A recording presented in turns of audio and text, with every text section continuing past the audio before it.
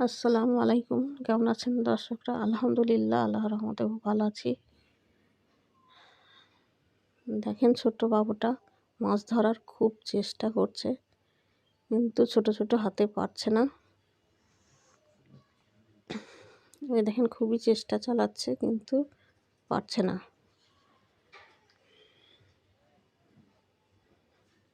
এই দিক থেকে আবার দেখছে পারবে কি, তাও পারছে না। ছোট মাছ পিছলি পিছলি পালিয়ে যাচ্ছে হাত থেকে। খুবই চেষ্টা করছে কিন্তু মাছটা ধরতে পারছে না।